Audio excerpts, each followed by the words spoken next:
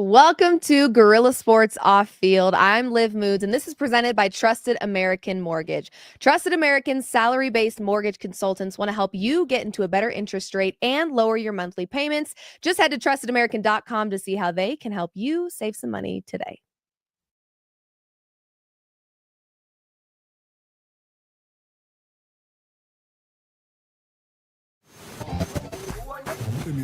Hello and welcome in.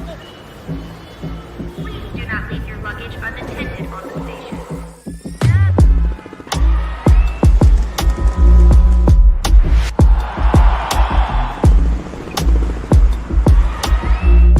Welcome to the show. Welcome to Off Field. I'm Liv Moods, joined by Liv Moods and Liv Moods. Just kidding. 3 Liv Moods. At some point, it'll stop being mildly amusing to us. And she gave I a like it. legitimate chuckle. So You never know who is amused by it out there, Brandon. yeah, that's They true. probably love it. And it's gonna keep being a thing until it's not. But I'm BK. He's Nate Jackson. That is the one and only Liv Moods. Last time I talked with you guys was on a very Sad note. mildly warm field in Cincinnati. It was 60 degrees, and like our pal Romy, she's over there and got like a kind of a wintry coat on, was wearing like skirt stockings. She took it off for her TVs. Like it was 60 degrees, and the rain they promised, Didn't it happen. came, but not till like 11:30 at night. I mean, and then it Did was you stay in your skirt? And no, And your tights? I decided not to. I think I was actually wearing these same pants, which were a Christmas gift, but maybe a little baggier than I'd like to wear on game day. That being said, Good information. They're quite comfy. It was a beautiful night, though, like weather-wise. They're not beautiful. The end result. No. Let's go backwards though before we go forward, because we're gonna obviously look at their one and done. Either you're in or you're not. Essentially, there's worlds where Miami and Cincy lose and they're still in. so before we get into that, if the Broncos lose and Cincinnati wins, they're in. Bengals in. Boom. If the Broncos lose and the Miami Dolphins win, but the Bengals lose, Miami's in. okay. So Broncos got to win. Yeah. Yeah, and it's if- mandatory. Do and or if die. the Bengals win and Miami wins and the Broncos lose, the Bengals are in over Miami, I Yeah. believe. So, and they're probably the better of the three teams, certainly the better offense. There's no question. The Bengals D look like what we were expecting. We saw on the first drive and most of the second half and late.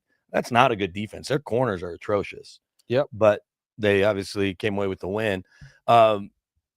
And so you now have one game to get in. So we'll get to you win and you're feeling good about yourself and you control your own destiny. You'll know what happens with the Bengals before you even hit the field on Sunday. And are the Dolphins in the later early window? Because they sent out the times, but I need to double check that. So there's a chance both teams will lose, I guess, depending on when the Bengals or the Dolphins play. You don't have to look it up. Let's just keep it rolling. It Do you- matters, but it does No, matter. I know. But let's go backwards to the let's game. talk So, about the game. 2 days after the game, because I saw yesterday, like Rex Ryan critical of Sean Payton saying, Go for two. you got to go for two because you're not stopping Joe Burrow. Well, fundamentally, fine. If you're a go for two person or in that place, that position, go for it. Sean Payton asked about it on his conference call that I was listening to driving in.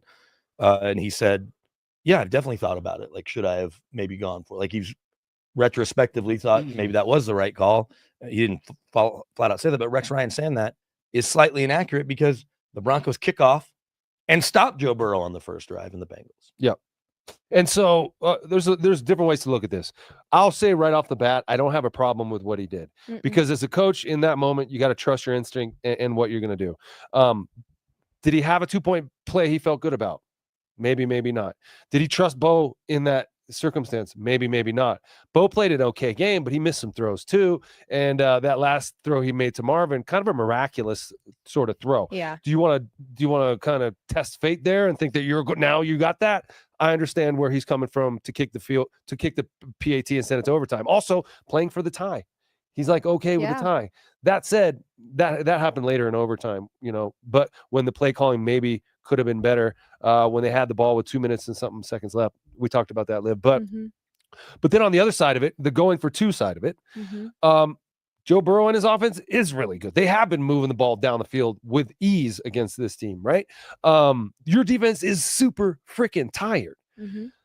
They had 84 plays, the Bengals did. 84 plays. And Sean Payton has the same set of eyeballs that we do and can see the fact that Riley Moss was not in full he was not in full throttle mode by the end of that game. He was gassed. And then you've got Pat Surtain limping as well. I mean, I don't disagree with Sean Payton tying that game and not going for 2. Yeah.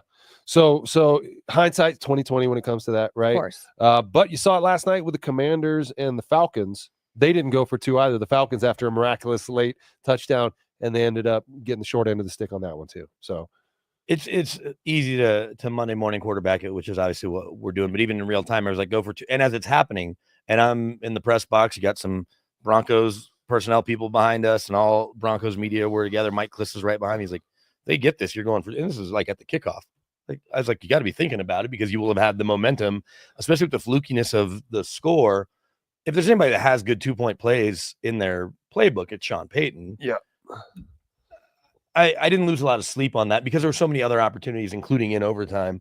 But you can go back to, you get the great play by PS2. He forces the fumble on with that T. Higgins that they ended up ruling catch fumble.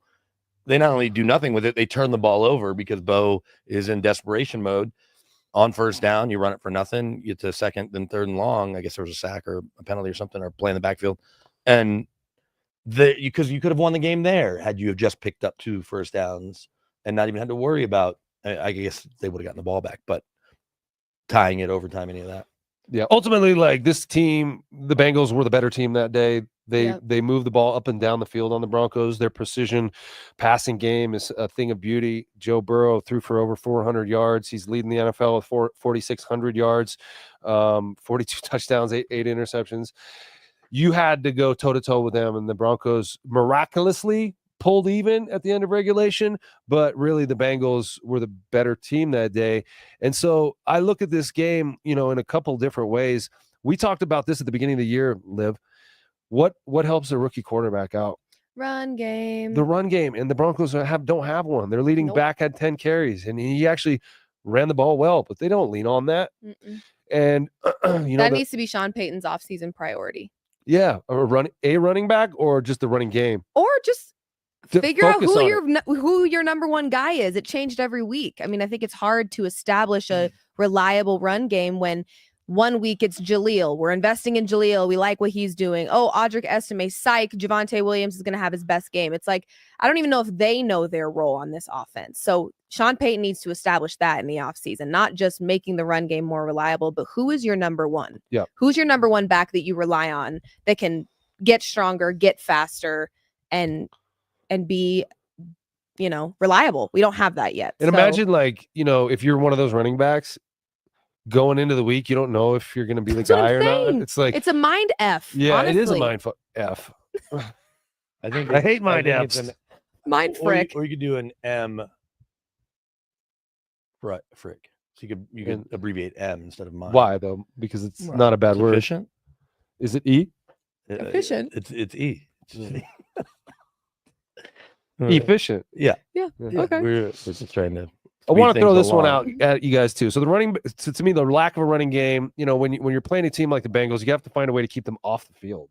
And when you're not doing that, and they're having 11, 17 play drives, 14 play drives, your defense is getting freaking gassed. Yes, they had 7 sacks, which is a lot of sacks. Yep. Zach Allen had 3.5 sacks, but Joe Burrow still had 39 completions.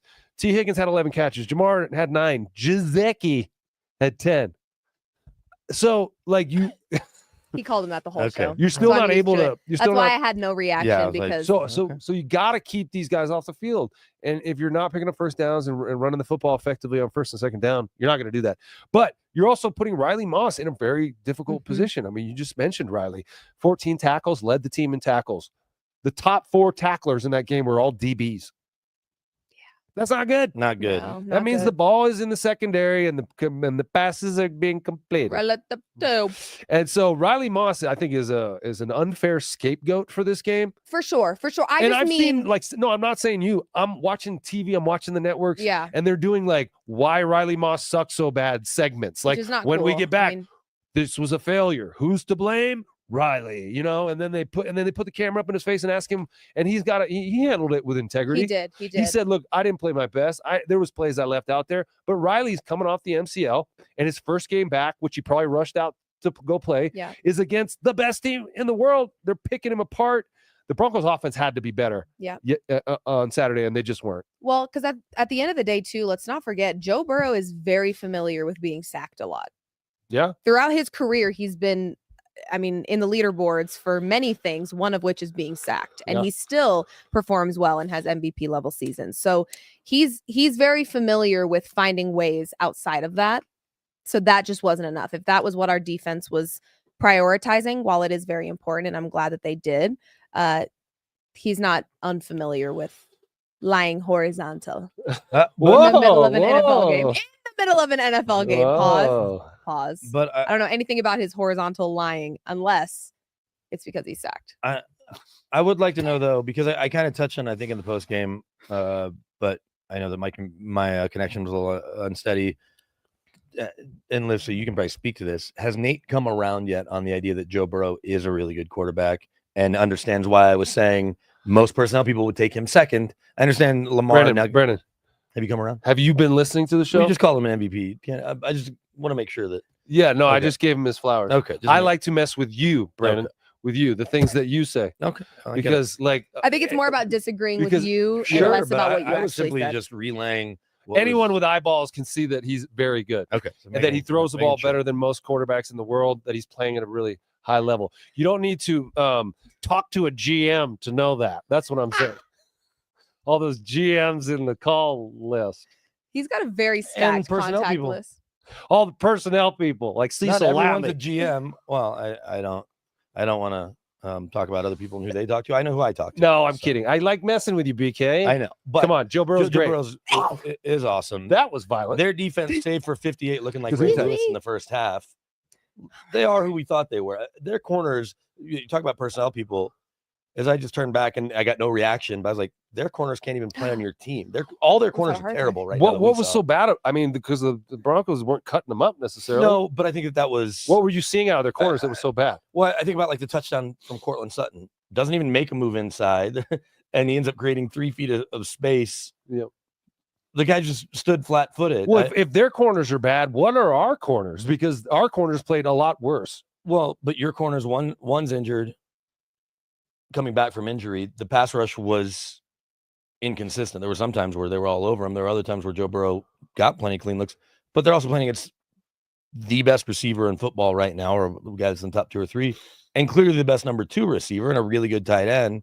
The Broncos don't have a tight end anywhere near as good as Gesicki, or what? How do we pronounce it? Jizeki. They don't have a pass catcher that can do what he does.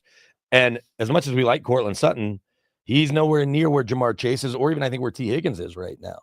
And so I think that factors into it as well. And Joe Burrow is a better quarterback, certainly right now, than Bo Nixon. You think so? I do think so. And I think I most can agree people- with you on that. No, one the for sure. precision. And so I think that's part of it is that, but no one's going to confuse their corners with PS2. And also PS2's numbers in coverage were really good. Nick Bonito in coverage made a nice play on Jamar Chase too. Yeah, that's right. What can't he do? Yeah, I know. Maybe he should play DB more. But bottom line, the Broncos are not as good of a team as the Bengals right now. The Bengals have won 4 straight.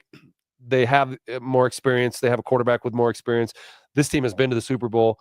Feel like they got hosed in the first half of the season and lost some close games that they shouldn't have. And the Broncos are now in the unenviable position of playing in this trap game against the Chiefs, in which they're favored by almost 10 points. And everyone thinks that the Chiefs are going to lay down and let the Broncos win. This is a very dangerous game for the Denver Broncos. And they have to approach this as if Patrick Mahomes is coming into play and he's going to be out there with his helmet on and playing some ball. I think he has to be dressed just because of backup QB emergency situation type stuff. Otherwise, I don't think he'd even we understand the way roster maneuvering works, and I don't know how healthy the back end of their roster is. But if you're going to sit Chris Jones and Travis Kelce, you got to make sure you have enough healthy guys. You can only bring up 2 practice squad guys, and so they're going to have to. I just don't. That's the thing. How you can't sit everyone. You certainly can't. You can't sit everyone. And so the guys that are going to be out there playing for this Chiefs team, something happen? No, the wind outside just scared me. I heard noises and I got freaked out. I did not. It was like a windy that at night all. last night. Yeah, Super scary. windy. Yeah, it was scary. There was a lot of noises outside Felt of like our a tornado house was going to take me away. last night. No, what was I saying? Oh yeah, okay. So you can't rest everybody, and so the players on the Chiefs who will be playing are still part of the Chiefs, and the Chiefs are a very good team. They know how to win. The Broncos are learning how to win. The Broncos have lost 2 straight. The Chiefs are 15-1. This group of guys, the Chiefs team is coming in here. They want to win. Unless there's a strategy going on with Andy Reid and he wants to dial up who the wild card teams are. Right. I don't really see him going to those lengths to avoid playing a team. I've seen this being speculated about, that they don't want to see the Bengals, and so they'd rather let the Broncos win to let the Broncos into the playoffs so they don't have to play the Bengals. The guys on the field don't think like that. That's the thing. And I don't even think Andy Reid feels like that. You know what I mean? Because like I just said, the guys on the field who are going to be on the field on Sunday are still going to be playing for you in the playoffs. Right. These are not players you want to turn down. Right. Well, and it's not like the Chiefs are only good because of Patrick Mahomes. Right. It's a good football team. Yes. So good defense. They're great. So the Broncos, any Broncos fan that feels like, woo, the start, no Patrick Mahomes, like dub for the Broncos. It's only a dub for the Broncos if they make it one. I have to be completely transparent here.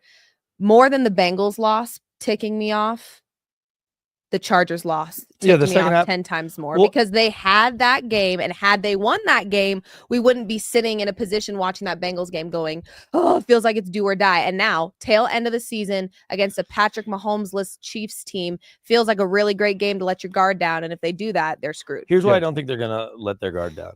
They better not.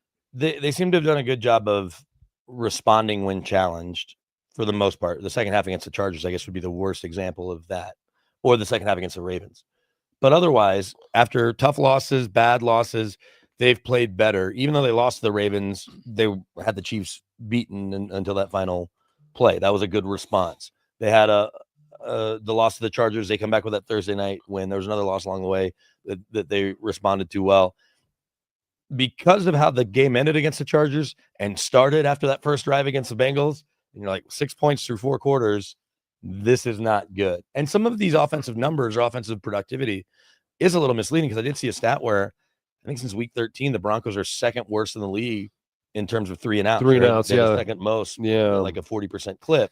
So it's Yeah. either all or nothing with this offense. They're finding the end zone, finding points, or they're just getting off the field. There's no like 2-3 first downs, then punt. It's 3 plays, punt, and that does put a stress on your defense. And to me, it's just the lack of establishing a running game that limits what you can do and causes a lot of those 3 and outs. It's just, if the Broncos don't get any yards on first down, they're going to throw on second and third down and put Bo in a second and long, third and long situation. And then it's obvious for defenses who scout Sean Payton in this offense, it's kind of predictable what they end up doing, at least pattern wise, and the way they go about some of these drives. And so the 3 and outs have to stop, but that means picking up more yardage on first down and making it second and more manageable, where your playbook is more open. If it's 2nd and 5, you can run any play. If it's 2nd and 10, it kind of shrinks what you can do a little bit. If it's 3rd and 4, 13. 3rd and 3 versus 3rd and 13. And so it's easy to look at third downs in a vacuum or 3 out. But when you see the body of work that they're doing, and then you look at the carries that the running backs are getting, and then you see what we were talking about, none of the running backs know which one is going to be the guy from week to week. Yeah. It's got to be pretty frustrating for them. When I look back at my tenure here, we were always a good running team. That was part of the Shanahan offense. It was the wide zone running scheme, but more so than the scheme, it was the attention and energy we paid to it every day. It was a huge part of what we did. When we practiced running plays, it was violent. It was aggressive. We were getting yelled at. This was the core of what we did. Everything we did in the passing game was predicated on the run and the play action looking exactly like the running plays did. So everything we did was about violence, speed, and precision in the running game, and we were coached super duper hard on that. And I don't know if they do that. It takes a dedication all week long, all off season long, all training camp, not just writing run it on your playlist. You know what I mean? To remind yourself to do that. You should be doing that every freaking day. Every day. One thing I think I would love to see them work on just a tiny little bit is they have got the fun. This is going to sound very like elementary level, but that's kind of how my brain sees it. They found a way to score. They found a way to defend. Like, those are 2 very important aspects when you break down the game of football. Very, very important. I want this team to find a way to win tough games, because that's where I feel like we lose the progression. We've seen so much progression Well, against good teams. Right. But that's tough games, like tough games, tough wins. That's what we don't see from this Broncos team is they make little mistakes that you can make against the Falcons or you can make against the Panthers, but you can't make against the Chiefs, the Bengals, the Chargers. I mean, so that's what Ravens. I would like to see better from this Broncos team. One, in this next game and hopefully in the playoffs if they make it, but certainly next year is finding that extra dig, that ability to win tough, close, hard games against tough opponents. That was something I think you kind of touched on, though, that we've seen this improvement from them and learning how to win. Part of it is learning how to win those tough games. I think is the biggest key, because we saw where Sean said last year, because they were down by 10 against the Raiders. He goes, last year we lose this game, and they did to a shitty Raiders team in the final game of the year. And so they've taken care of business against bad teams. And so, yeah, it does feel like the next thing. And maybe had they have completed that field goal attempt against the Chiefs, we're just having a different conversation across the board, because of they got plenty of confidence. And I think when you're not an established team, you can have moral victories. And I think that helped. But I think we would be having a different discussion had they have won that game. They would have already gotten to their 10 wins, we think. Let's look back to a couple things. I just want a couple clips that I know that y'all may have had on Saturday night, but not everybody caught that. So let's start with Sean Payton just talking about why I believe this is why they didn't do enough of those little things to get over that hump. Excuse me. My voice is a little hoarse. Obviously, a hard-fought game, a tough one to lose. We had our opportunities. I'm proud of this team. I thought it wasn't perfect, but man, the will to compete and answer, it was pretty impressive.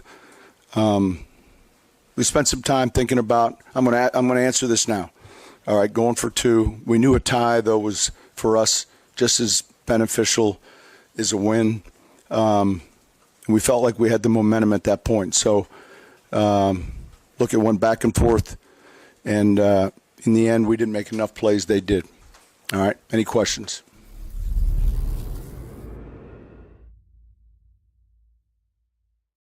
Several questions. We're going to hear from Bo Nix and Zach Allen, too. But can I mention something about the 2-point conversion idea? I don't have a problem with what he did, but at the same time, like when you think about the decisions he's made, trying to sharpen the edge of this team, this year isn't the year for the Broncos. I mean, really, like we're trying to build something for the future, right? Harden these players, create these sharp, battle-tested players who are going to win these hard games and capitalize on these moments. That's why they flexed them into the Thursday night game. That's why he wanted these primetime games.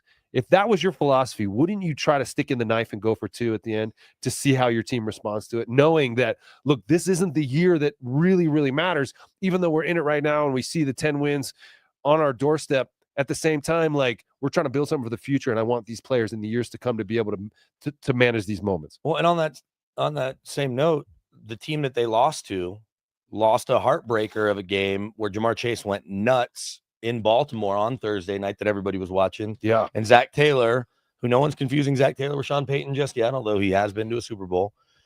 And they said, not only do we go down and make the play, we're going to give our guys a chance to steal this win in Baltimore because we want to show our guys. And look, they've been to a Super Bowl with a lot of these same guys and with Joe Burrow and with Jamar Chase and company. But I think you're right that they would have been able to hold their head high, that we came back, made a crazy play on a crazy drive, and then we went for 2 and they made a play. We just didn't execute it, and we have to take the loss, versus playing the percentages and the ties okay and all I think because the only reason I'm okay with him not going for 2 is because a tie was an okay end for this Broncos team. Had a tie not been on the table as still an entry to the playoffs, then I would have been like, you're a moron. Why didn't you go for 2? Like, you need to just win those games. But that's a practical, kind of pragmatic view of it. To his point, as a former player, I want my coach, just like Bo held up 2, and Bo said it twice in his post game. He's like, no, I wanted to go for 2. Players want to go for 2. Yeah. You want the ball in your hands and you want to go make a play and go win the game. You also don't want to go play overtime. You're fucking tired. Like, we don't want to keep playing. We want us to be over now. We just scored a touchdown. Let's have one more play, end it, and walk off. The idea of playing for a tie at the end of regulation you still have to go through overtime to end in a tie. So that kind of logic means that you don't think there's going to be any scoring in 10 more minutes of football after you've seen them move the ball down the field with ease all game long. I think that the playing the tie argument was more appropriate for late in overtime when they got the ball back and we're trying to run the clock out. Yeah, you run your 4-minute offense like you have the lead. Right, but they went 3 and out there too. Yeah. And that one got screwed up. So, hindsight, again, we're picking it apart because it didn't work. But if I was a player. Because in my opinion, truly, if they would have gone for 2 and it failed, then you would have had people say, a tie would have been fine, Sean. Yeah, but you're right. But you can't win either way. We're only having this conversation because they weren't successful in You're overtime. right, but his point about changing habits and changing a culture, which Sean has done and is in the process of doing, okay, we're going to not only tie it up on a last second kind of play. Of course, he's contradicting what he said. He does that all the time. Yeah, well, sure. When has he ever stood on what he's said? It's like we're gonna step on your neck or we're gonna rip your heart out right now. We took the wind out of the sails of this building. Yeah. That place was loud. Those fans are into it. Downtown Cincy's kind of a weird vibe. Did you get into some stuff after the game? No, it wasn't nothing too crazy. Checked into the West End. Okay. Wandered love over a the West casino End for a bed. couple minutes. That was okay. West Ends have the best beds ever. What are they? Are they dream beds? Well, they have a whole collection. Like you can buy the Westin bed. Yeah, but don't buy. Don't buy. Oh, you did? Every review is they like change the ones that they sell are not the ones in hotels. No, you got to buy it from somebody that works at the hotel, like out of the back of the. Well, I will not be doing a creepy mattress drug deal in the back with a Westin worker. You can count on that. I'm good. To be fair, there's nothing creepy about it from you. You're just purchasing it. Now the issue will come. Now, where did that mattress come from? Well, you have to watch him take it from room 1018 downstairs. Yum. Do you know if you're staying at the Wynn in Vegas? I think I've told you guys this before. You can buy anything in that room, like the curtains, sheets, the comforter, the art on the wall, anything there that you like, you can buy it and have it sent to your store or to your home. I was going there so often in like 2007, 2008 that I really just felt like a home away from home. And I got the sheets and the bedding, and I had them in my bed at home.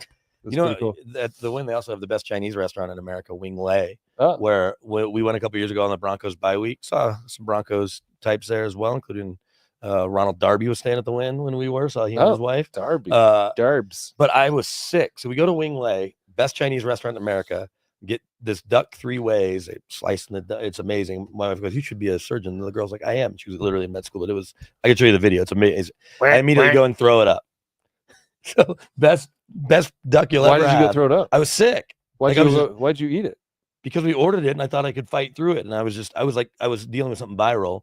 But then I felt fine after I threw up. Problem was food was gone. My wife then gets a migraine, so she goes to sleep. I went and played poker. But it sounds like a pretty par for the course trip for Brandon. Stayed up all night playing poker. Yeah. Well, no. Then she's like, I'm just gonna lay down for a minute. I'm like, okay. And I kept trying to wake her up. So she calls me, like, where are you? I'm like, playing poker.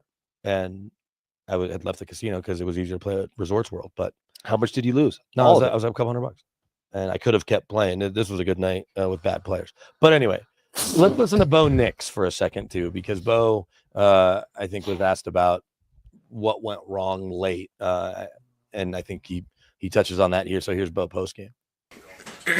Well, me, I have no decision making, so I'm trying to go for twos. But at the end of the day, that's probably not always the wisest decision. Glad I don't make the decisions for our team, because I would go off straight emotion and what I want to do. But they thought it out, they processed it, and in that case, it was better to kick a field goal and play in overtime. Okay, so that was on him going for two. I wasn't sure which clip that was, but Bo does a good job of putting things in perspective. Being in the locker room, and Zach Allen has the best game of his career statistically. You can sense his frustration, and I don't know if you guys got to this on the post-game show, but let's drop it in real quick, because I was standing right in front of Zach, 1 foot from him, and it's like it wasn't enough. It wasn't, and so here's a little bit of Zach on his reaction post-game. Losses like that, kind of eat at you, but we've been through similar kind of thing this year, obviously with Kansas City, so we know we can bounce back, so just take tomorrow off, come back Monday, and get ready to go. When you talk about bouncing back, I guess Sean talked about how proud he was of the way y'all fought. How did that feel to, even all the way to the end and force overtime and all that? How'd that feel? Yeah, I mean, we know this group isn't going to give up ever, so that's not really a question. It's just, it's just a matter of, in those big moments executing, and they executed better than us in those. So, just got to go clean it up. He's saying there are no moral victories, basically, when I asked him about fighting till the end. And Bo kind of reacted similarly, because I think y'all played a more extended clip of Bo on Saturday, where I said, hey, how does it feel? Not does it feel good? Or maybe I even said, does it feel good to know that y'all fought? And he's like, well, that's kind of a tricky answer because we lost. He knew what I was trying to get to. I didn't maybe necessarily phrase it, but they could have folded up. I mean, they were down 7-3, felt like they were down 30-3. But you never feel good about your fight in that moment because of what was on the line for you and what was on the line for them. So you both have something heavy on the line and you lost. They won. They played better. They found a way to score more points. And so you feel like crap. Even when like Zach Allen has the game of his life, 3.5 sacks, after a victory, you'd be talking about Zach Allen for Defensive Player of the Year, or at least first team All-Pro, and really respecting everything he's done this year. Instead, we're not even talking about it because you can't find a way to win. And so he's right about that. You got to be able to execute in those moments. The Bengals are a more seasoned team. Yes, they know how to win. Yeah. Well, not this season, actually. It hasn't really translated. Now. I mean, and that was the thing talking to Bengals. Like, God, they missed kick here, missed the extra point, all of that. But it is a more seasoned team. Yeah, I just think that's the one thing that this Broncos team is young and freshly established, so it will take time. But if they can just have that dig deep violence to get the job done, I think it would. I just think future is very bright for this team. Ceiling is very high. I know I'm already moved on to next year. I know that there's still games. I'm just saying, like Nate said earlier, I don't think that this team is winning the Super Bowl this year. So when I'm looking ahead, I do think that there's a lot of optimism around what they're building towards. They just got to establish the run and find that like anger almost to win tough games. We know how fluky playoff games can be, but we don't get a lot of blowouts in the playoffs very often. Last year, the Browns Texans game notwithstanding, because I think Joe Flacco had 2 pick sixes. But you don't get too many blowouts in the playoffs. I guess I remember Miami in the freezing cold. That game wasn't super close, but you're going to get pretty close games. You haven't faced Buffalo yet, but talking to people with the Broncos, it sounds like they'd rather take their chances in Buffalo than back to Baltimore now. Yep. You still hung tough with the Chiefs. This game, let's just give them the win for the sake of this conversation. Regardless, you're not playing Patrick Mahomes and Travis Kelce this week, so you can't even really say this is the 100% full Chiefs, whatever they're, no Chris Jones likely, all of that. But you went to Arrowhead, and you've hung tough with them plenty, just lost a bunch in the last, the Patrick Mahomes era. And then you've been there with the Chargers. It was a shitty first half that you made competitive late in Denver. Really good first half that got bad late, but you're there with, so the playoff teams that you've seen, and this Bengals game, you were with them. Like it ended up being a close game. So the Broncos clearly are trending in the right direction against good teams, but to your point, they're just not getting over that. It still feels better than it did in recent years, where it felt like no margin for error, or if they're down by even a touchdown, it felt like the game was over, let alone 10 points. Yeah, I mean, you make it into the playoffs, anything can happen. But at the same time, I don't know how often you've seen a team back into the playoffs and then go on a playoff run. Have a losing streak into the playoffs and then barely get a win over a team that's resting all the stars and then go in and go sweep anybody or go on a Super Bowl run. Like I was on this team and we didn't even back in, but in 2003, we won a game late in the season to cement our spot. We rested some starters. And then we went in and got absolutely destroyed. I don't know. Actually, that's not really the same. Was it the Indy thing? Yeah, the Indy thing. But it's if you're going to be a wild card team, you got to be playing your best football, because you're going to have to go on the road 3 times to make it to the Super Bowl and beat 3 of the best teams in your conference. Well, especially now as a 7th seed, there's no home game no matter what. No exactly. So how much confidence do you feel about the Broncos going in on a losing 2 out of 3 and only winning against the your second stringers, going in and beating Buffalo, and then going in and beating Kansas City, and then whoever else, and then likely Baltimore or whoever Baltimore would play. I mean, I guess crazier things have happened, but also playoffs teams that make runs have traditionally stronger running games and a kind of an ability to grind it out, because they're oftentimes defensive battles, not huge scoring games, but you're going to have to possess the ball and keep your defense off the field so they can stay fresh. Full transparency, I feel like my futures ticket for the Super Bowl is safe because of that exact reason. I have the Eagles to win it all. I placed that the moment they got Saquon. Wow. I think I make $400 if they end up winning. And the direction that Saquon is headed, if he stays healthy, that's why I still feel like my ticket $400. has a How much was chance. the bet? I guess because I think it was like 25 on like a plus 1600. Okay, that's pretty good. You Yeah. want to see what the odds are right now? I'll even go to your favorite site, Bless you. FanDuel Sportsbook. You want the Super Bowl odds today? Yeah, what are they? They are, as I'm efforting. Here we go. Playoffs. Eagles are plus 750. How did you get there that fast? So She's better than you, Brandon. well, yeah. She works for Not FanDuel. true. Well, I'm Not still true. on. Oh no, I'm on the same page. I just didn't see. I don't care what page you're on. I'm on the I same don't page. care what page you're on. I'm not going to look at I your don't know how to computer. read. I don't look at your computer. Good reading. I just didn't. See I don't want to look. You Anyway, shouldn't. Chiefs are the favorites. I think my Eagles bet 3-7. is still, I Yeah. mean, they had their struggles. They, some people feeling like Jalen Hurts can't find his receivers very, very well. But They put a do you whooping need on the to? Cowboys Do yesterday. you need to though? So if you've got Absolute Saquon, whooping. 750 is what 7.5 to 1. So put up $100 to win $750. Put up $10 wins 75. and I put 25 to win 400. I think. Okay, here are all the teams that are even mathematically available. The Falcons are 390 to 1.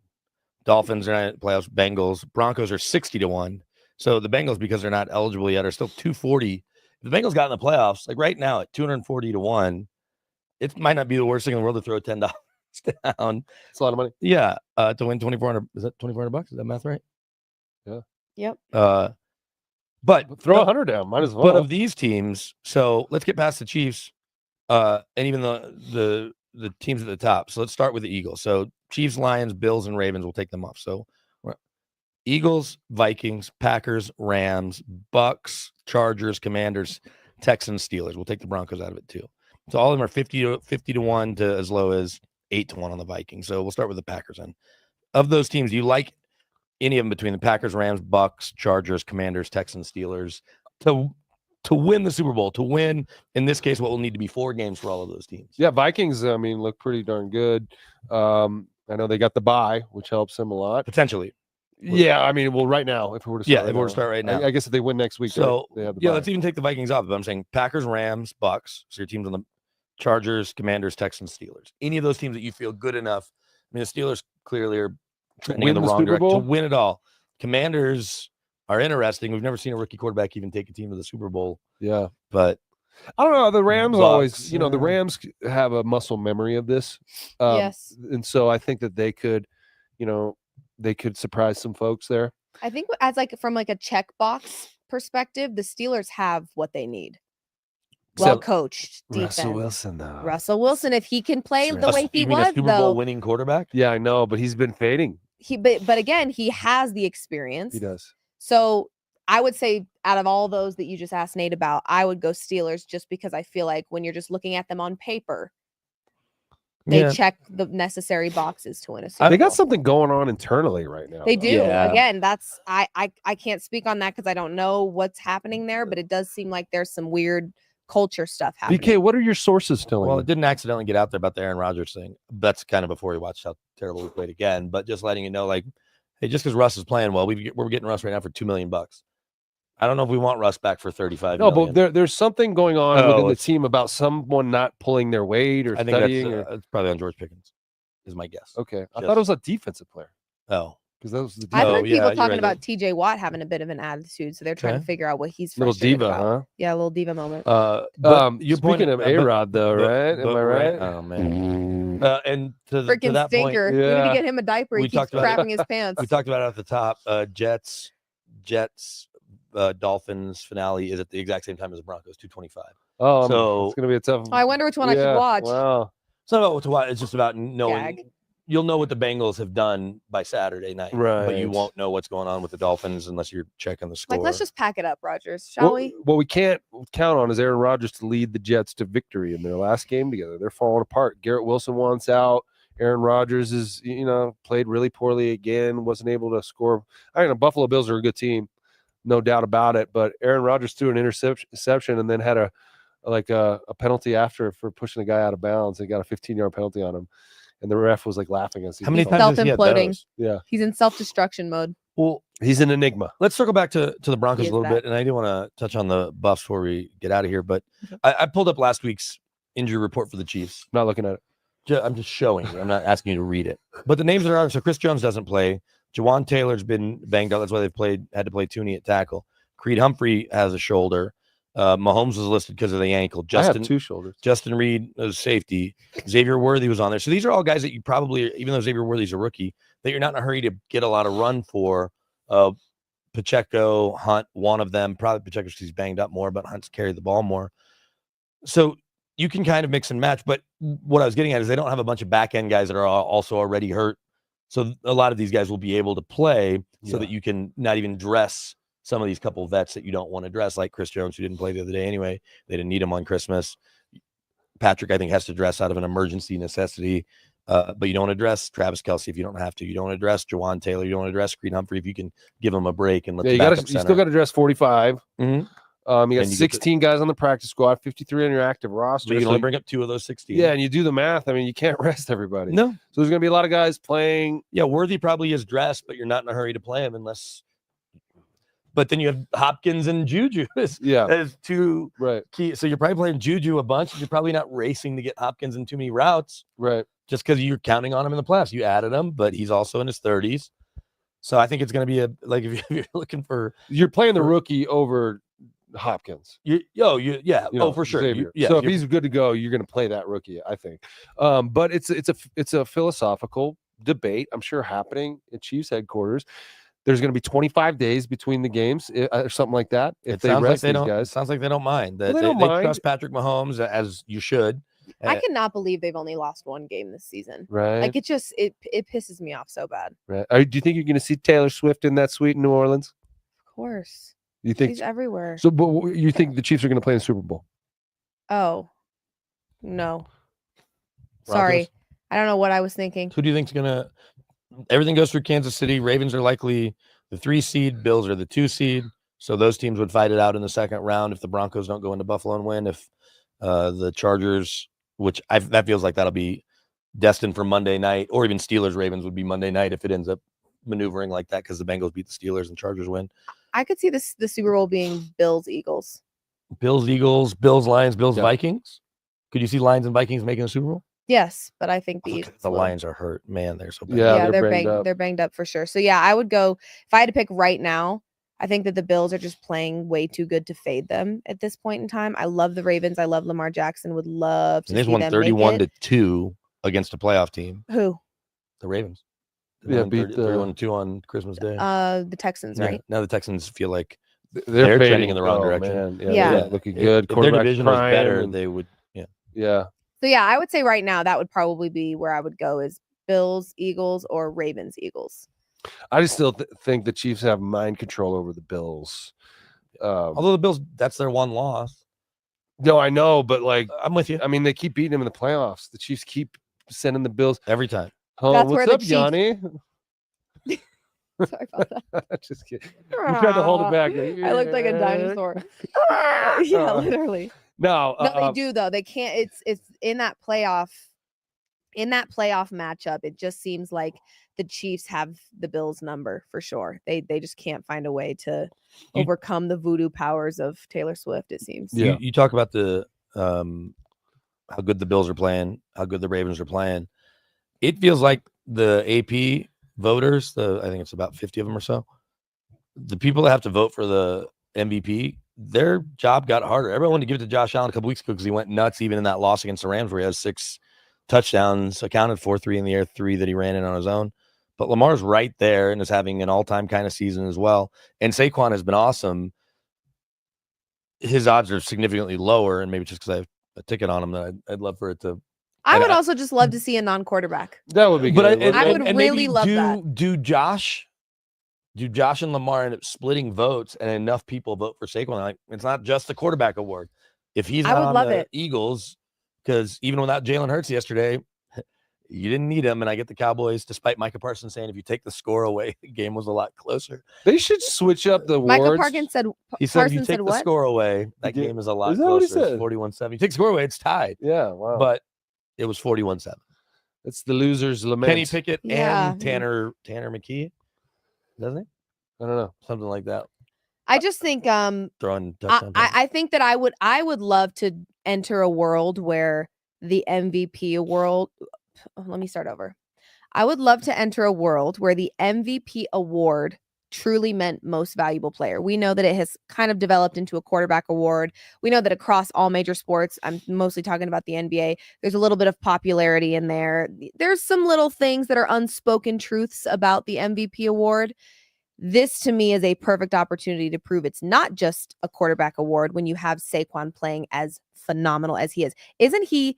I mean, could he end with 2,000 regular season rushing yards? Yes, because he has 2005 already. So as long as he doesn't go to -6, He doesn't have I thought he 2005 had rushing Someone yards. said he had 2005. I don't think he has Oh, that it's just yet, but I think he's very Mm-hmm. close. And so I think when you've got Saquon playing as phenomenal as he He had is, and he's not 167 yesterday, right? a quarterback, that to My me, internet says he has 2005 rushing yards. Wow.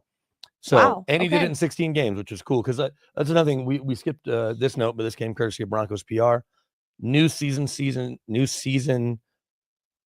single season team sack record set by this year's Broncos. Yeah. Helped that you got 7 the other night against Joe Burrow. Done in Obviously, 16 games. did it in 16 games. The 84 team had 58. This team has 59 and counting. You got to think they'll have a couple shots on Carson Wentz on Sunday. But when all-time records are challenged, whether they be team records, league records, whatever, or milestones are hit, it's cool that Saquon got to 2,000 rushing yards in 16 games. I do want to ask, though, the MVP question of, to you, is MVP the most valuable player to the league or the most valuable player to their team? That's obviously a good team in the league. I think it's to the league. I think it's to the league. But when you fill the booth with quarterbacks, when everyone at ESPN as an analyst is a quarterback, when all the old coaches want to be quarterbacks, then it's just a quarterback conversation. You want to put more position players in media, in broadcasting, and allow them to talk about the things that matter to them, then running backs, receivers, maybe even defensive players could start making a dent in the MVP voting. But as long as the booths are full of quarterbacks and the way we talk about the game is from the quarterback's eyes, and by the way, the quarterback has such a different job description than anyone else on the football field. He's stationary. His job skills are much different than anyone else on the field. His body, his athleticism, much different. And yet he is the guy who gets all the attention, justifiably so or not. That's up to you to decide. But as long as we look at the world through a quarterback's eyes, we're always going to award it to a quarterback. The last non-quarterback, without even looking it up, I want to say it was Adrian Peterson when he got it and came back after the ACL. He got it in 2012 over Peyton Manning. Yeah. If that's right, then Peyton in 2013, we said all those records got it. So we're talking about 11, 12 years ago, last time that a non-quarterback won it. Mm-hmm. Last year, Christian McCaffrey had an all-time kind of season, and he won Offensive Player of the Year. What's going to be interesting is if Josh and Lamar are battling for the voters to decide who the MVP is, does that also cut into Saquon's Offensive Player of the Year award, which means less? I mean, it's nice at NFL honors to get a dumb trophy or whatever, but that's not the same. Nobody's like, hey, he was Offensive Player of the Year 3 times in his career. Yeah, I mean, none of this really matters until, Hall of Fame. Well, not even that. I mean, all these teams are trying to win the Super Bowl right now. Yeah. You know what I mean? This is an award we talk about in the media and the fans and stuff too. But really, wouldn't you much rather have your team win the Super Bowl than any of these guys on your team get an award? Who gives a Ask Lamar Jackson. He's got a couple of them. Yeah. And he's got – and Aaron Rodgers too. Aaron Rodgers has 4. But Aaron Rodgers had 2 back-to-back in the COVID year, and then he was first-round exit in the playoff. How cool is an MVP trophy when you got bounced in the first round? The cool. Offensive Player of the Year has gone back all the way to 72, and it's just one after another. OJ and Larry Brown split it. Running backs, some quarterbacks in here, but Earl Campbell, Walter Payton, Marcus Allen, Eric Dickerson, Roger Craig. There's Marshall Faulk 3 times in a row. Priest Holmes, Jamal Lewis, Sean. They should just call it the best running back award. It should just be the best quarterback award. Yeah, because that's essentially what it is. It should be an MVQ most award. Years. And then an MVP. And if you're the MVP, how are you not also almost certainly the Offensive Player of the Year? So that's what makes it dumb dumb as well. Before we get out of here, do we want to look at the Buffs? And you guys were on for a Not good really. chunk of their first half, but just what Deion said I was post gonna say, game. that game was horrible. The game was a dud, but we've got, we were down there obviously because Guerilla Sports were trying to be everywhere all the time. But down at the Alamo Bowl. So here's a couple Yeah, that was things tough. from Coach. I want to go in order, though. Let's go the other way, Mark, with the expectations now. And you can hear the question and Deion's answer as far as what to expect at the University of Colorado under Deion Sanders. Coach Harrison Simeon, Guerilla Sports. A 9-4 season, a Heisman winner, and plenty other accomplishments and improvements across the board from year 1 to year 2. What do you think that you've established in the program that you can carry on and take the team to the next level? Expectation. We've established expectation. So now you expect us to perform a certain way. You expect us to win. You expect us to be exciting. You expect us to be a lot more disciplined than we displayed today. You just have expectations of us now. That's what we've established. I mean, I think a lot like the Denver Broncos, what they've established is a winning culture. And that's something that in Boulder they haven't had for quite some time. And I think what Coach Prime has done has been exceptional, more than just the football that's being played in Boulder, but the culture that he's established in the sense of not only making it a winning culture, but kind of training these young men to be, functioning members of society and good human beings and all the things. I mean, you just see all the clips of what Coach Prime does for his team and the expectations that he holds his players to. And I think, yeah, the expectations now have changed because they're winning football games. So he's establishing a winning culture in Boulder. And I think CU fans and even just, it's good for Colorado. It's good for Colorado to have a college that's on national radars and, is ranked. What were they, 23rd going into ending the season? Yeah. And that's knocking on the door of the playoffs. And yeah, what'll be cool is as Shedeur makes his way to the pros, and we're going to hear one more thing from Deion in a second. You think he's going pro? Yeah, he hasn't declared. He does have more eligibility, but I expect both he and Travis Hunter to declare that they're going to forego their remaining eligibility. Shiloh, I think, is out of eligibility, or he'd probably stay in Boulder, keep playing. And he may end up on Deion's staff sooner than later because not convinced he's an NFL player. But it's not for me to decide. The NFL coaches and personnel people will decide that over time once he goes through the circuit.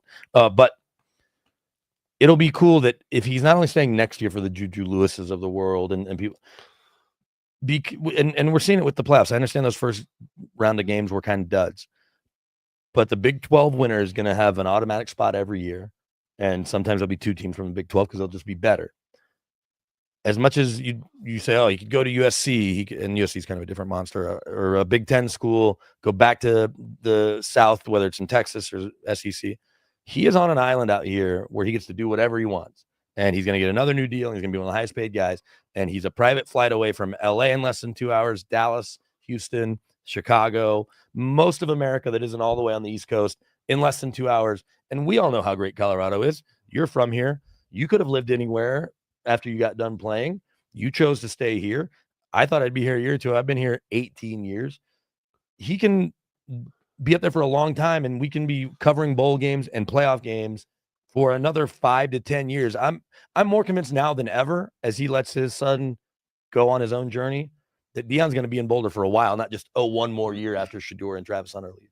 Yeah, I think, relative to his statement there about standards, once you say we're coming, we're here, you got to believe, and then you deliver to an extent, the standard is raised and everyone is expecting you to be good. And so if you're not, then you got a problem, right? And you're losing the best quarterback in the country and the best two-way player. Maybe of all time. Receiver. You're right. So you're losing those two guys. Are you going to be able to be good? Are you going to be able to keep that standard? And I think ultimately that's what Coach Prime has to focus on. And that's what he is focused on, being good at football, right? And finding a way to keep this program moving, ascending, even after those two guys are gone. And so, but you're right about him being on an island here and being able to kind of dial it up any way he wants it. He gets cloud cover from the Broncos. Yeah. What do you mean? Well, so not only does he get to operate the way he wants, but it's right. It's not the only show in town. It's a very cool show that is unique. As we'll see what Mike Vick does at Norfolk State, and as former players are going to get in charge of getting to run programs, whether that's somebody like Deshaun Reed Jackson or Deshaun Jackson or whoever that. I'm pulling for all. You want to see everybody have success, especially guys coming that are on a it's maybe a bummer for guys that have worked their way through the coaching ranks, but you know what? Be an all-pro type player and be better at football. Yeah, I remember when my buddy who's no longer an actor, but was an actor in LA and was doing voiceover work, and like there was a stretch because of a strike where all of a sudden, and they're still doing it, but George Clooney, Julia Roberts, Ed Harris, Gene Hackman, they started doing voiceovers. And the voiceover was like, yeah, all these Hollywood actors are taking our jobs. I'm like, well, just become a famous actor and you can do all the car reads you want for Hyundai or whatever. So be a great player. And on your side. Yeah, exactly. You be an all-pro quarterback and you can get all the commercials. But the point is, I'm pulling for all of them. Nonetheless, CU is in our backyard and Deion is one of one. But I think we will have Deion around here for a while. And the mix of 3 to 5 star high school kids and once all these kids that never thought about Boulder are now visiting, you're getting the number 1 defensive lineman in the portal, leaving Tuscaloosa, Alabama, which Boulder's cooler than Tuscaloosa. I've been to both places. But if you're from that part of the world, you've never even thought about Boulder. You might have thought about SC in LA or UCLA or something, but you haven't thought about Boulder. Maybe you thought about Oregon because the Ducks are like, he's got a chance to do something year in, year out that the expectations have changed. And I think it's going to be great. Mm-hmm. I agree. Let's because we're sentimental around these parts and you don't have kids yet, but one day hopefully you will and have some unique experiences. You have 2 little ones. I've got 2 little ones and my oldest is 18. Here's Deion talking about or asked, and you get the question too, about the final game on the field with his sons. Coach Prime, we saw an emotional father at the beginning of this football game with your sons there. You knew this was coming. Mm-hmm. When did the reality hit, and how special a journey has it been? You had an opportunity that not many, if any, had. When we walked, when we did our walk and Shiloh was there and looking across the field and I'm seeing Cam and I'm seeing Herm and so many other guys that been on this journey with us, man, that's tough. I've been knowing this young man for a long time, and he's been balling out for a long time, and just the consistency that he has, and then my sons, man, like this, that's tough, man. That's tough to know that that's it, and that walk won't happen again. That's tough. We've been doing this for a long time. And you recollect just the times in youth league and seeing them lay out uniforms in my closet, getting ready for the next game. And he used to have 100 wristbands on his wrist trying to stunt, it's all of those things I recall. And it's really cool. Deion has been really Shedeur's only coach since he was like 6 or something. And now Shedeur is going to end up, we think, perhaps New York or LA. The thanks to Drew Lock and Brian Daboll yesterday pulling a Lovie Smith and screwing the Giants out of the number 1 spot. The Patriots have the first pick. You got to like what you've seen in Drake May, not necessarily like in Gerard Mayo. Travis Hunter feels like he's headed to New England. Why wouldn't they trade that pick? They need more picks. I guess it's if you think Travis Hunter's enough, but if I'm them, I'm looking at, okay, you trade down to 3 or 4 and maybe get Travis Hunter, right? You could still get Travis Hunter at 3.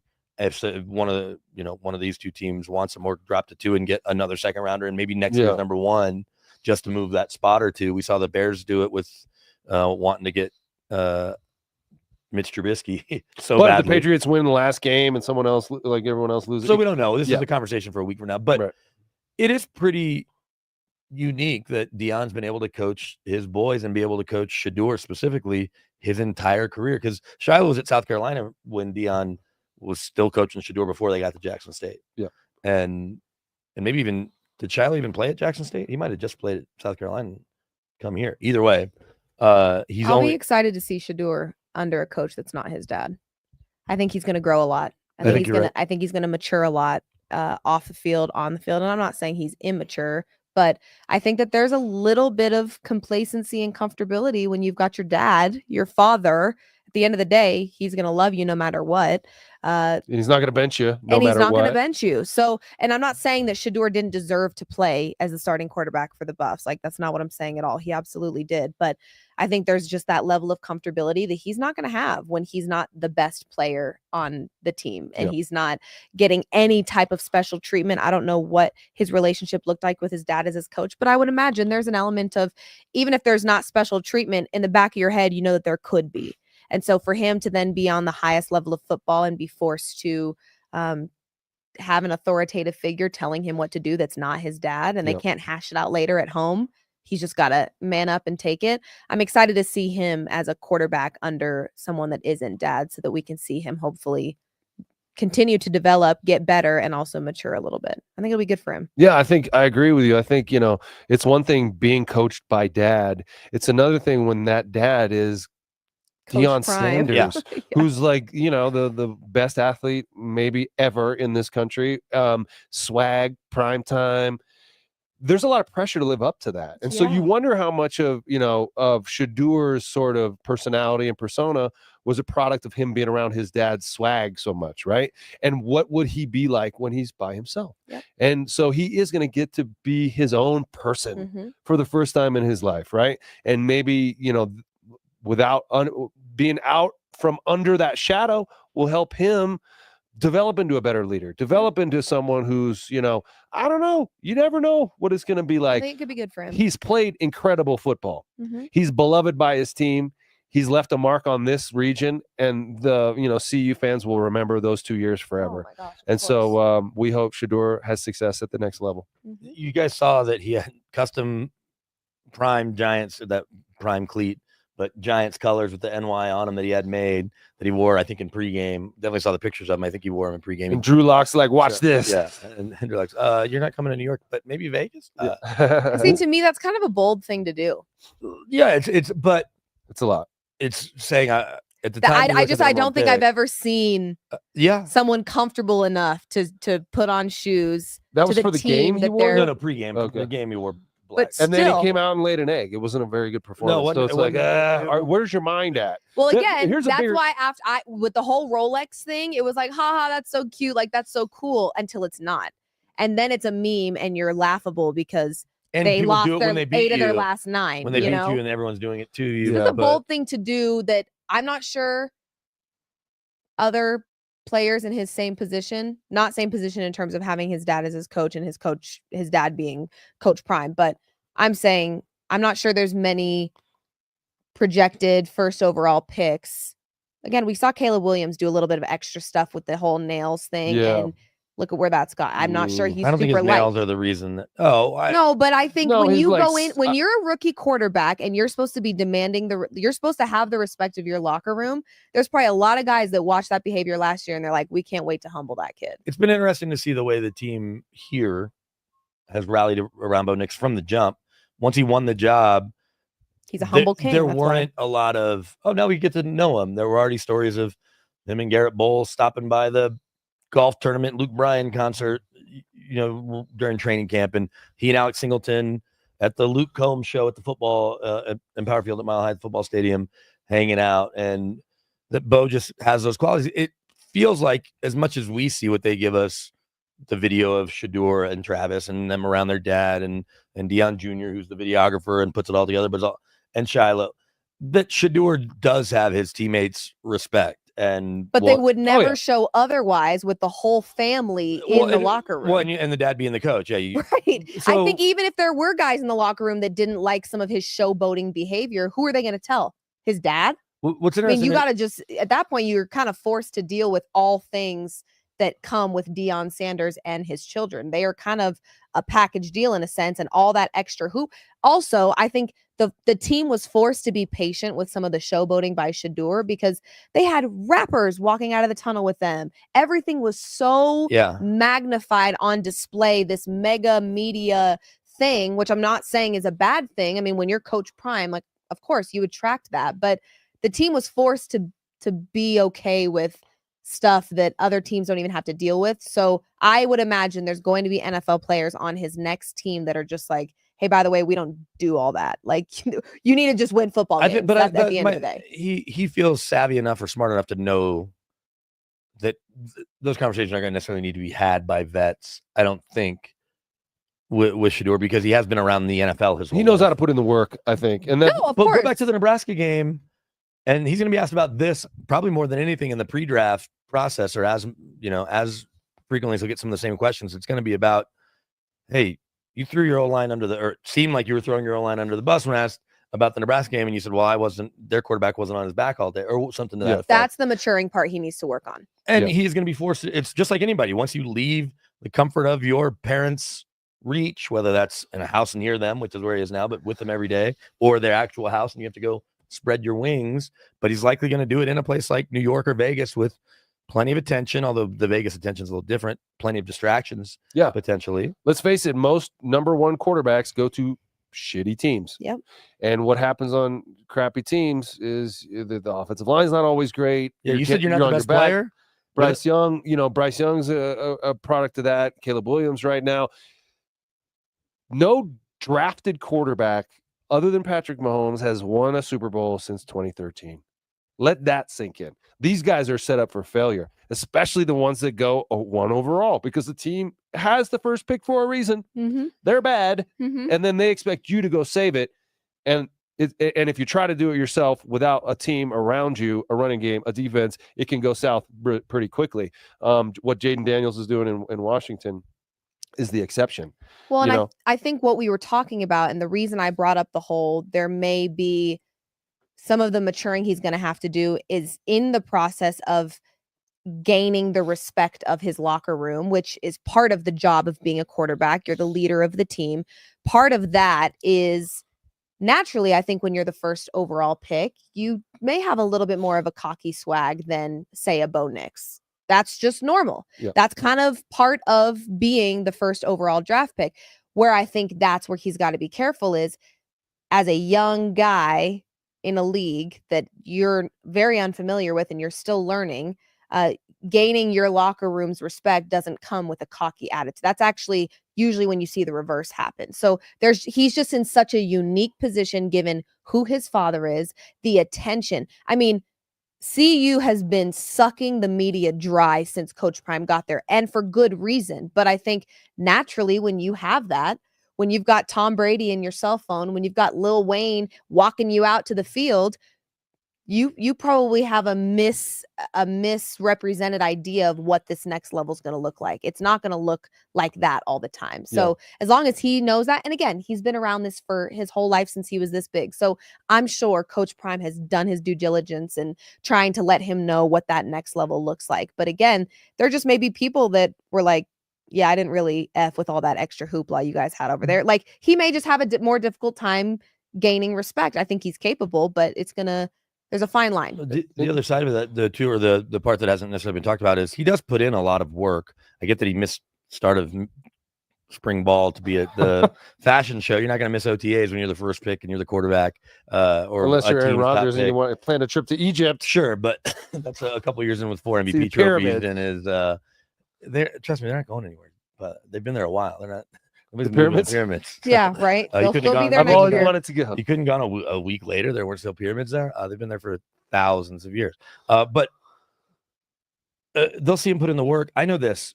Before Pat Shurmur got put on the staff, he was basically just in charge of Shedeur. And they would spend all day because Shedeur barely went to – I'm not saying he didn't do his classwork, but I don't think he had a lot of on-campus classes. And, in fact, I think it was like a big deal when he finally went to a class. Oh, yeah. Because it was like his first time walking into a camera crew that followed him into class. But he spent a lot of time around Pat Shurmur, and you can be as critical as you want about Pat Shurmur, the play caller, the head coach, the OC, whatever. He's still been in the NFL forever and knows what that routine is like, the amount of work you have to do, the film study, all of that. So Shedeur's habits should be pretty well, and expectations should be pretty well defined as he steps into whatever building. And I'm just going to keep saying it's New York and Vegas until somebody else we think emerges that might be trading up to one that wants him if there's a team out there. But I was starting to say there's somebody out in New York today said it's already been put out there that Shedeur wants nothing to do with Cleveland or the Tennessee Titans. Well, I wonder why. He wants to go to a big market. I'll say this, though, about his game and his pocket presence. He does need to learn how to be more like what we saw with Joe Burrow, on time, quick passes, get it out of your hand. Shedeur has had a tendency to hold on to the ball and try to make stuff happen, run backwards, and he's a good athlete, so he's able to do it to some extent. But you can't do that in the NFL. It just you see Caleb Williams trying to do it. He's been sacked like 80 times this year.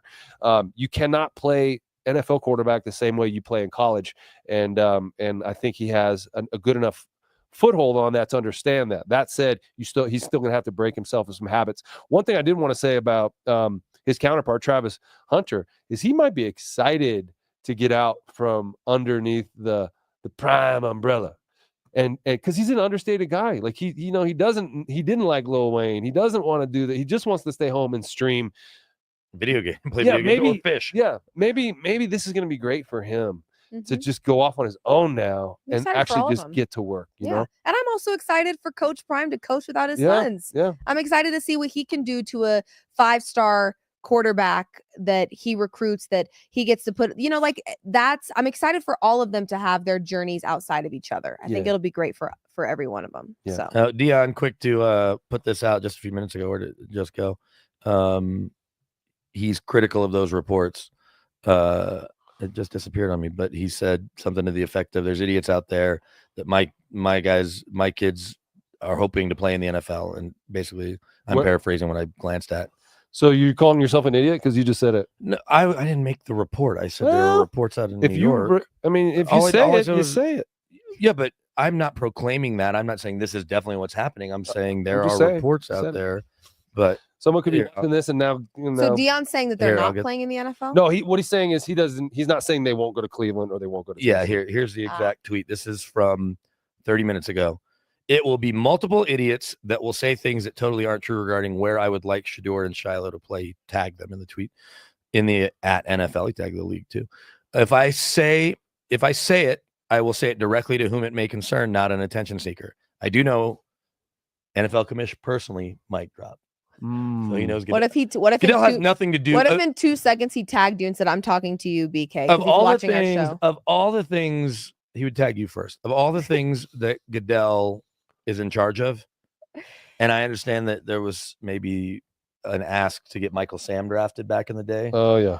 Where the Sanders boys play and who Deion calls. If Deion says, "I've got John Mara's number in my phone and I've got Jimmy Haslam's number in my phone and Amy Adams," He's not going to Cleveland. yeah, that's different than him saying, "I've got Roger." Like, that doesn't matter. Anyway, his point being, until you hear it from me, it's just a bunch of bull jive, as he says. Bull junk. All right. All right. On that note, why don't we step aside, because Liv and I are going to talk about hoops in a few minutes, but Nate, you got to get out of here until later in the week when we have plenty more off field. We will start to hone in on the Broncos and the JV version of the Chiefs that we'll see on Sunday. Sounds good, man. So he's Nate Jackson. She's Liv Moods. I'm BK. Thanks to Mark and John behind the glass, and we will catch you next time on Off Field. Bye.